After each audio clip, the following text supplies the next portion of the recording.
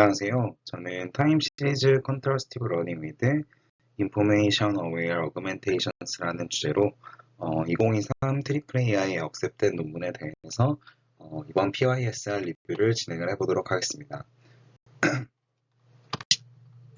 먼저 본 발표의 목차를 설명을 드리면 첫 번째로 본 논문의 전반적인 개요에 대해 설명을 드리고 백그라운드, 그리고 본 논문에서 제안하는 방법론에 대해 설명을 드린 다음에 실험, 그리고 결론의 순으로 진행을 하도록 하겠습니다.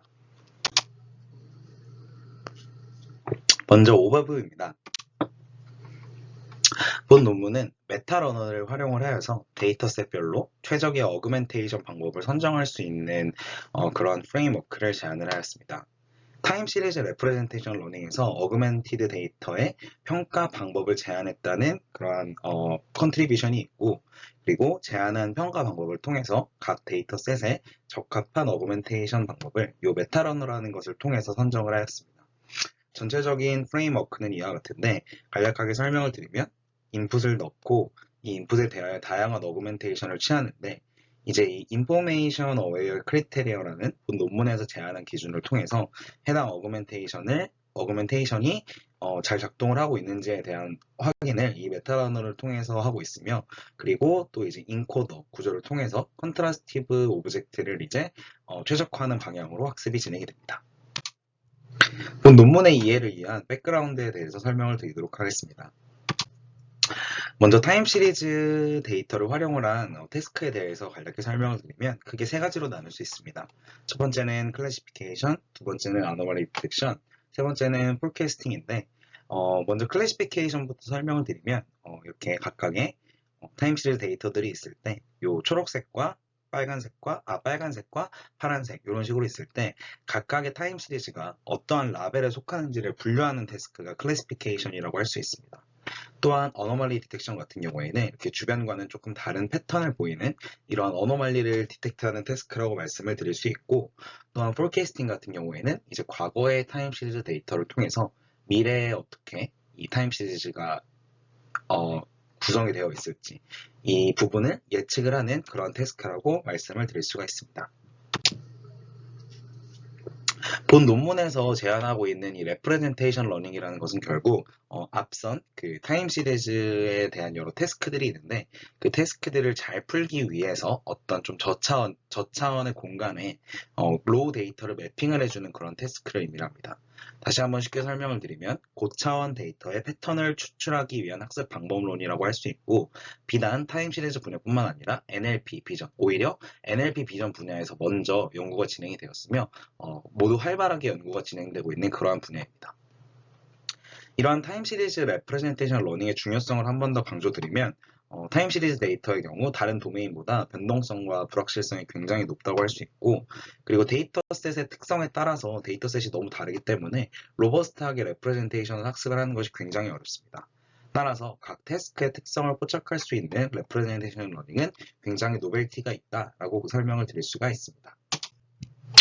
이러한 타임 시리즈 레프레젠테이션 러닝에 어떤 연구들이 있는지 좀 설명을 드리면, 티로스부터 이제 심TS까지 이렇게 굉장히 좀 다양한 방법론들이 제안이 되고 있고, 베이스드 메소드 같은 경우에는 이제 컨트라스티브 러닝을 기반으로 한 그런 방법론들이 굉장히 많이 나오고 있는 것을 확인을 할 수가 있습니다. 저희 연구실 학생들이 이제 발표를 이렇게 한 번씩 하고 내용을 좀 깔끔하게 정리해온 영상들을 이제 유튜브에 올려놓았으니 한번 해당 발표 자료를 참고를 해보시면서 공부를 하는 것도 굉장히 큰 도움이 될 것 같습니다.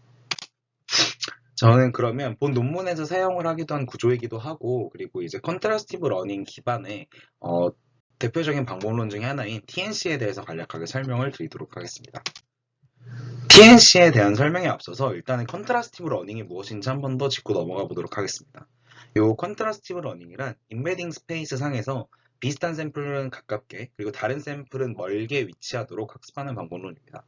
언라벨드 데이터를 효과적으로 사용할 수 있다는 강점이 있으며, 또한 언라벨드 데이터 같은 경우에는 사실 이게 라벨이 어떤 건지 모르는 상황이기 때문에 포지티브 페어와 네거티브 페어를 잘못 분류하는 그러한 샘플링 바이어스가 발생을 할 수 있는데, 이러한 샘플링 바이어스가 발생하지 않도록 샘플을 구성하는 것이 굉장히 중요하다고 알려져 있습니다. 다음으로 이제 본 논문에서 사용을 하기도 한 구조이기도 하고, 그리고 컨트라스티브 러닝 기반의 대표적인 방법론 중에 하나인 요 TNC에 대해서 간략하게 한번 짚어보도록 하겠습니다. 먼저 타임 시리즈 데이터의 분포가 바뀌는 순간을 요 ADF 테스트라는 것을 통해서 감지를 하고, 요 ADF 테스트 결과에 따라서 같은 분포에 해당하는 데이터는 네이버후드로 정의를 하고 있습니다. 그리고 이제 네이버후드를 기준으로 이제 같은 그 윈도우를 기준으로 따졌을 때 이 센트로이드가 속하는 타임 윈도우 같은 경우에는 포지티브 페어로, 그리고 아닌 경우는 네거티브 페어로 분류를 하여서 컨트라스티브 러닝을 진행을 하고 있습니다. 로스 펑션에 대해서 간략하게 이 TNC의 로스 펑션에 대해서 좀 설명을 드리면 이와 같은데, 일반적인 컨트라스티브 러닝의 로스 펑션과 굉장히 유사하나 한 가지 큰 차이점은 이제 포지티브 언라벨드 러닝이라는 것을 했다는 점입니다. 포지티브 언라벨드 러닝을 표현하는 부분은 뭐 여기 앞에 1-WT, WT 이런 식으로 나눠져 있는 것을 확인을 할 수가 있는데, 이 부분이 이제 그 포지티브 언라벨드 러닝을 적용한 부분이라고 할 수 있습니다. 요 WT 같은 경우에는 이제 그 언라벨드 데이터에서 샘플링된 이그젠플이 요 포지티브일 확률을 WT라는 것을 통해서 추정을 합니다. 추정을 하거나 혹은 그냥 간단하게 하이퍼 파라미터로 설정을 하여서 가중치로 사용을 하는 것인데, 결국에는 이제 그 오분류된 샘플에 대해서 조금 고정을 해주겠다라는 그러한 역할 정도로 생각을 하시면 될 수 있을 것 같습니다. 하지만 이게 앞에서도 언급을 했듯이 이게 결국 추정하거나 하이퍼 파라미터로 설정하는 방법이기 때문에 완벽하게 샘플링 바이어스 문제를 해결할 수는 없다고 말씀을 드릴 수 있습니다. 그래서 이와 같은 포지티브 언라벨드 러닝의 기법을 적용한 컨트라스티브 로스를 학습에 사용한다라고 이해를 하시면 될 것 같습니다. 이렇게 TNC에 대한 간략한 설명을 마쳤고, 이제 본 논문에 대한 본 논문에서 제안한 방법론에 대해서 한번 설명을 드리도록 하겠습니다. 다시 한번 언급드리듯이 본 방법론은 이제 메타러너라는 것을 통해서 최적의 어그멘테이션 방법을 선정하는 것이 가장 키포인트라고 할 수 있습니다. 그래서 이제 이 어그멘테이션 방법을 선정을 하기 위해서는 당연히 이 어그멘티드 데이터에 대한 평가를 진행을 해야 되는데, 그 평가 방법을 굉장히 조금 되게 논리적으로 제안을 했다는 그런 노벨티가 있고, 그리고 앞에서도 언급을 드렸듯이 이제 어그멘테이션 방법을 메타러너를 통해서 선정을 하고 이제 컨트라스티브 러닝을 통해서 학습을 한다, 그러한 구조다라고 생각을 하시면 될 것 같습니다. 그래서 노테이션과 프로블럼 디스크립션에 대해서 간략히 설명을 드리면, 이제 타임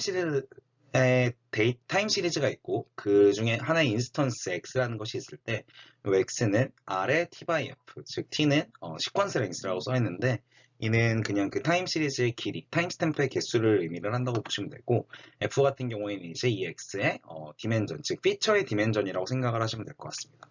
결론적으로 이제 주어진 타임 시리즈 x에 대해 이 라지 x의 인스턴스 x를 R의 D 차원으로 매핑을 해주는 인코더 F 세타를 컨트라스티브 러닝을 통해서 학습을 하겠다라고 생각을 하시면 되고, 특히 이제 X 중에서 라벨이 존재하는 타임 시리즈를 XL로 표기를 하였는데, 당연한 얘기겠지만 요 XL이 라지 X랑 똑같은 경우에는 라벨이 모두 있는 경우이므로 fully supervised라고 할 수 있고, XL이 요 라지 X의 일부다라고 하면 세미 슈퍼바이즈드 러닝, 그리고 XL이 공집합이다라고 하면 언슈퍼바이즈드 러닝으로 생각을 할 수가 있을 것 같습니다.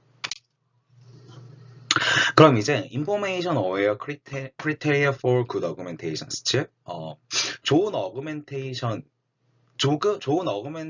어그멘티드 데이터를 어떻게 선정을 할 것이냐, 그것에 대한 기준에 대해서 어떻게 이 논문에서 정의를 했는지 살펴보도록 하겠습니다.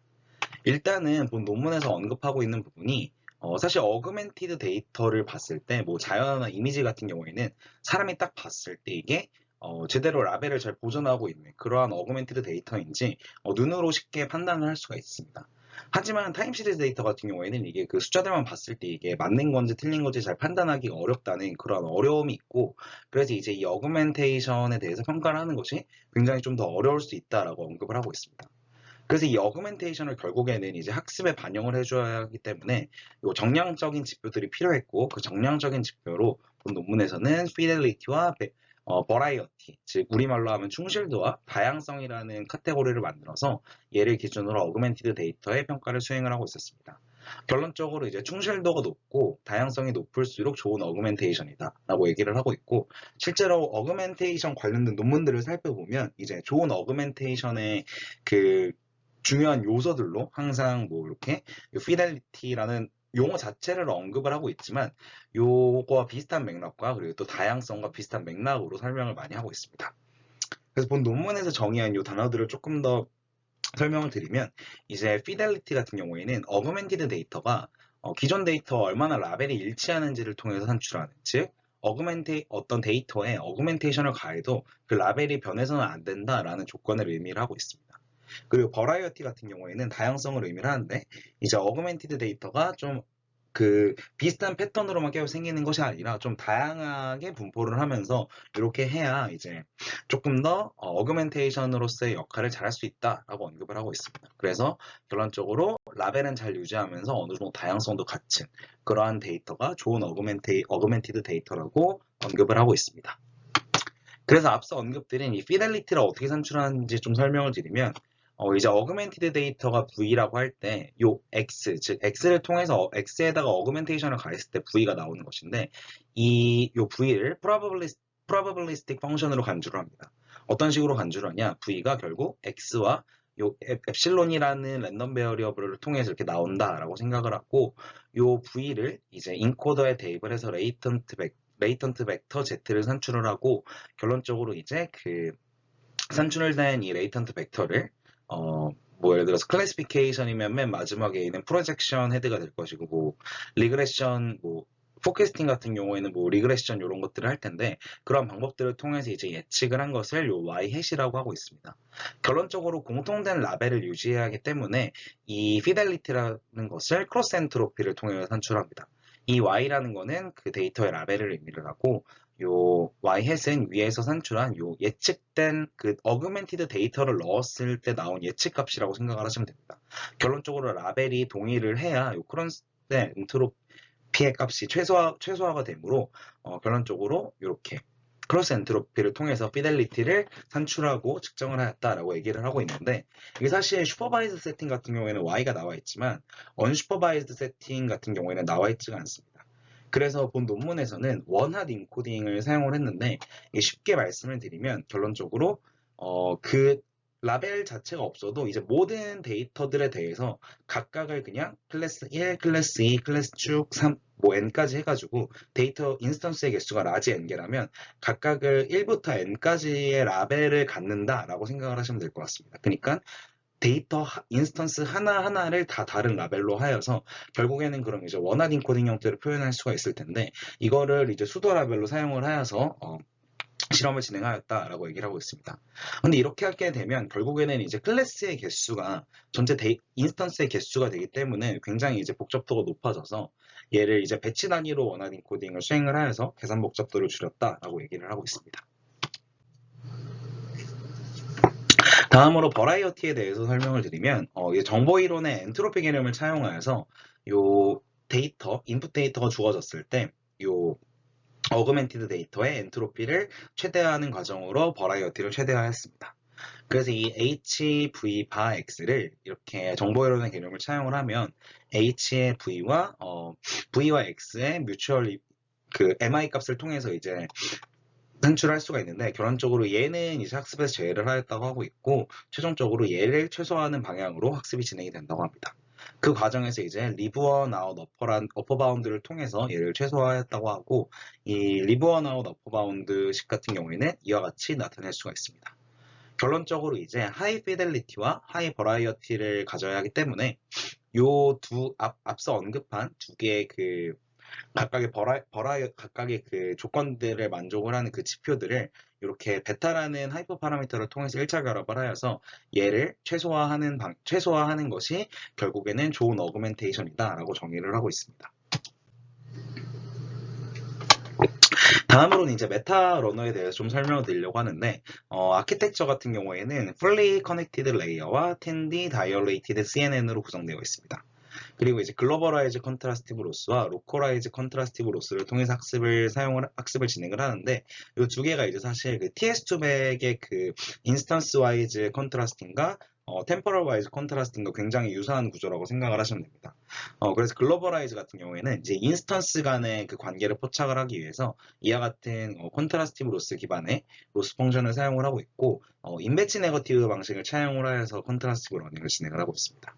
반면에 이제 로컬라이즈 컨트라스티브 로스 같은 경우에는 이제 템포럴 레벨의 관계를 포착하기 위한 방법론이고, 얘는 이제 TNC에서 제안한 방법론, 즉 아까 앞에서 언급드렸듯이 그 시간에 따라 변하는 분포를 캡처해서 네이버후드와 논 네이버후드를 정의하는 그 방법을 통해서 학습을 진행을 하고 있었습니다.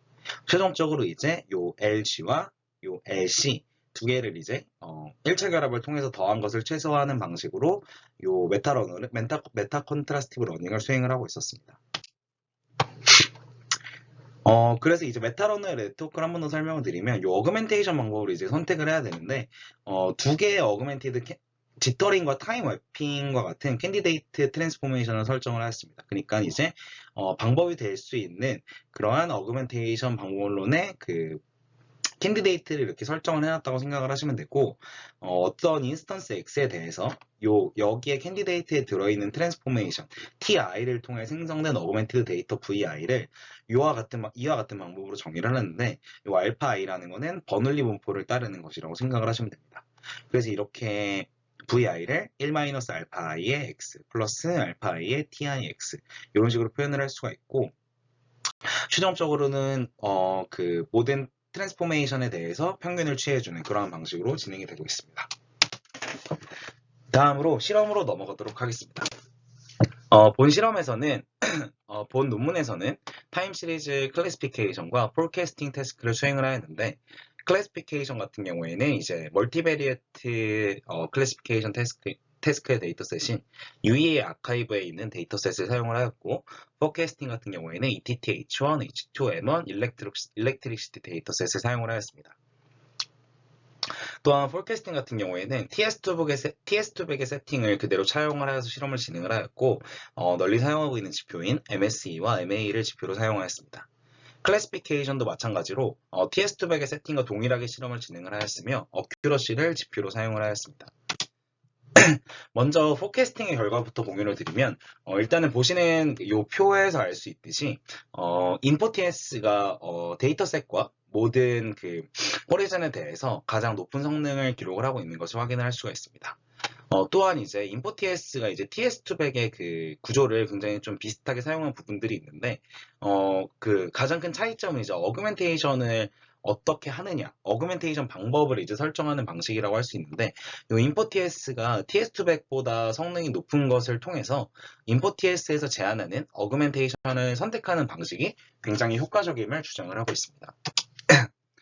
다음으로 이제 클래시피케이션 태스크에 대해서 설명을 드리면, 보시는 바와 같이 인포TS-S와 인포TS가 가장 높은 성능을 기록을 하고 있는데, 인포TS-S의 경우는 슈퍼바이즈 세팅이라고 가정을 하고 실험을 한 것을 의미하고, 인포TS의 경우에는 언슈퍼바이즈 세팅을 의미합니다. 보시는 바와 같이 이제 인포TS-S가 가장 성능이 높긴 하지만 그 라벨드 데이터를 사용을 하지 않은 경우에도 다른 방법론들보다 높은 성능을 기록을 하고 있음을 확인을 할 수가 있습니다. 다음으로는 어블레이션 스터디입니다. 먼저 첫 번째로 앞서 설정한 그 크리테리어가 정말 이제 좋은 것인가라고 이제 이거에 대한 어블레이션 스터디를 진행을 하고 있는데, 이제 어그멘테이션 방법을 바꿔가면서 포캐스팅에 대해서 MSE와 MA를 측정을 하였는데, 뭐 이러한 방식으로 이제 변경해 가면서 실험을 하였다고 합니다. 그래프에서 보시는 바와 같이 요 버라이어티와 피델리티가 점점 커질수록 이 MSE와 MA가 감소하는 경향을 확인할 수가 있습니다. MSE와 MA가 감소한다는 것은 결국 성능이 높아지는 것이기 때문에 요 지표가 어느 정도 그 학습과 유의미한 관계가 있다라는 것을 보여주고 있습니다. 다음으로 이제 그 메타러너의 네트워크에 대한 어빌레이션 스터디인데, 데이터 어그멘테이션 방법을 랜덤 올로 하는 경우보다 요 랜덤과 올로 하는 경우가 있고, 그리고 메타 오브젝트를 피델리티를 뺀 경우와 버라이어티를 뺀 경우 이렇게 두 개에 대해서 실험을 하였는데, 모든 경우에서 이제 인포TS가 가장 높은 성능을 기록을 하였습니다. 그래서 제안하는 구조들이 결국 다 학습에 도움이 되고 있음을 어블레이션 스터디를 통해서 증명을 하고 있습니다. 마지막으로 결론입니다. 본 논문은 정보 이론을 기반으로 어그멘테이션의 품질을 측정하는 지표를 제안을 하였습니다. 사실 이 수많은 타임시리즈 레프레젠테이션 러닝 논문을 읽으면서 어그멘테이션 방법을 그냥 단순히 그냥 뭐 지터링이나 뭐 스케일링 이런 식으로 이제 그냥 정해놓고 시작을 하는 경우가 많은데 이 어그멘테이션 자체에 대한 품질을 고민을 했다는 것이 굉장히 좀 개인적으로 창의적이라고 생각이 들었던 논문입니다. 또한 이제 이렇게 제안하는 지표를 바탕으로 인포TS라는 프레임워크를 이제 만들었는데 비교 모델 대비 굉장히 높은 성능을 기록한 것이 고무적이었고 또한 어블레이션 스터디를 통해 제안하는 모든 구조가 성능 향상에 도움이 됨을 증명을 하였다고 말씀을 드릴 수 있습니다. 이상으로 본 논문의 발표를 마치도록 하겠습니다. 감사합니다.